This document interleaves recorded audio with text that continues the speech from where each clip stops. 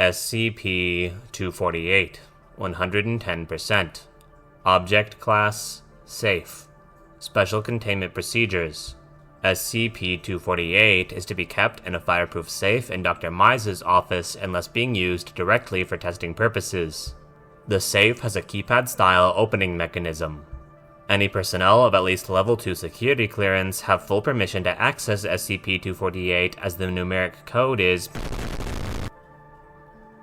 Description: SCP-248 is a 25-page booklet of stickers, each reading 110%, with a small pressed imprint of the words "The Factory" in the bottom right corner. The booklet itself is 7.5 centimeters in height and 15 centimeters in length. Each page of SCP-248 contains 2 of the stickers, making a total of what would be 50, but circumstances before its discovery have left only 49 stickers. SCP-248 was discovered at a small house in Georgia. The object came to the Foundation's attention after one of the stickers was placed on an old, half-disassembled tractor in the family's barn by the youngest son, Ronnie. The tractor was suddenly able to operate as if it were fully functional, despite lacking much of the engine and frame. Agents removed SCP-248 and the tractor from the family in exchange for a bogus coupon for free pesticides for the farm. The family was administered standard Class A amnestics. Dr. Mize received SCP-248 upon its arrival to site and took a deep interest in its apparent abilities. The tractor is now labeled SCP-248-1. See Addendum 248-01 for testing of SCP-248-1. Testing of SCP-248 has been approved by Dr. Mize. See Addendum 248-02 and below for preliminary tests. Remaining stickers in SCP-248, 46. Addendum 248-01. SCP-248 is a 1979 John Deere tractor in an extremely rusted state. Most of the engine is missing, apparently from a restoration that was never completed. The frame is also partially missing near the rear of the tractor where the driver would be positioned. A sticker from SCP-248 is located near the back behind the left wheel. Upon turning the key to the ignition, SCP-248-1 starts up and operates as if it were in pristine condition. It is capable of achieving speeds of up to 42 km per hour, slightly faster than a typical tractor of that specific model.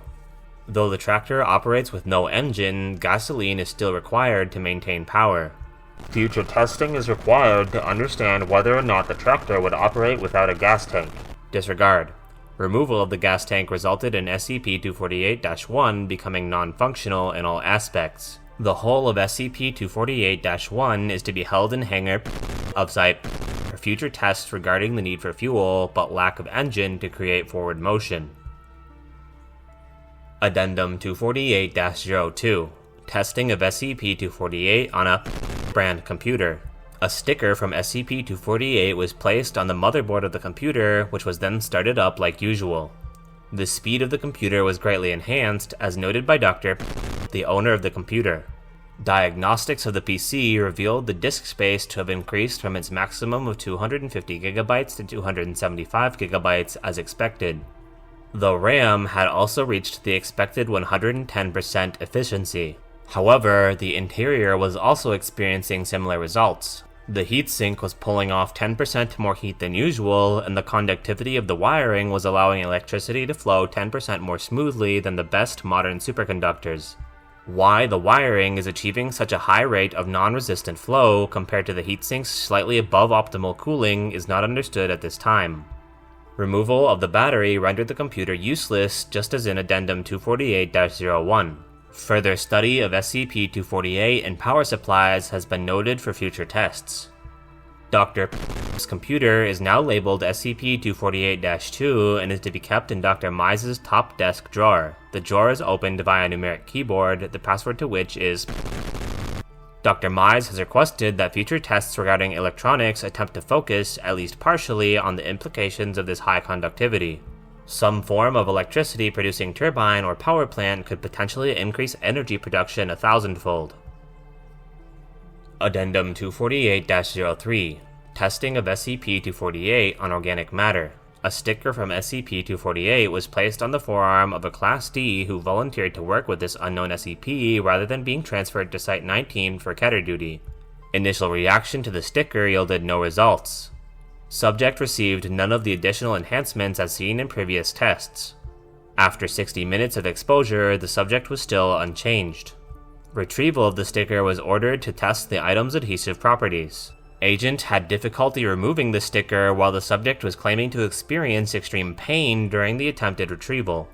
After a small talk with Dr. Mize, Agent removed the sticker with much of the subject's skin still stuck to it. Microscopic examination revealed that the resin had bonded to the subject's flesh in the same way Navy-grade tape bonds to the sides of submarines to withstand tremendous pressures. Chemical testing of the resin itself showed that it is consistent with average mass-produced resin used in everyday Scotch tape. The chunk of skin was labeled SCP-248-3 by Dr. Mize and is now held in a vacuum-sealed plastic container. It is stored in the same fireproof safe as SCP-248 in Dr. Mize's office. Addendum 248-04 Testing of SCP-248 on SCP-248-1 Attempted removal of sticker. Agent asked to try and remove the sticker with his fingers. After a few moments of failed attempts at scratching it off, Agent is given tools to use. Tweezers, a pair of pliers, a pocket knife, a chisel, and a hunting knife had no effect on the sticker itself. This test, along with test 248-03, confirmed that the adhesive has properties beyond our understanding. After failing to remove the sticker, a second sticker was added near the first to test if SCP-248 has stackable abilities. The first speed trial observed SCP-248-1 reaching 84 km per hour, which is indeed 220%. However, after a 15-minute period, the tractor showed advanced signs of oxidation wear. After a total of 36 minutes of use with both stickers, SCP-248-1 had almost completely turned to rust and lost all form. At this point, the stickers fell free from the pile of rust and were gathered by Dr. Mize for testing. Results show that the resin had formed a chemical bond, as with the biological matter, and only broke that bond after the original composition of the matter it was attached to had changed. It should be noted that there is no longer resin on the stickers, and they no longer stick to surfaces. SCP-248-1 neutralized. Note: if this item was mass-produced, like it is assumed that other factory SCPs were, we could have potentially struck gold. If a power grid can be made to function without the degenerative effects of SCP-248, free-flowing power could be possible at room temperature. I will personally begin researching the factory and its whereabouts as soon as High Command approves. Dr. Mize. End file.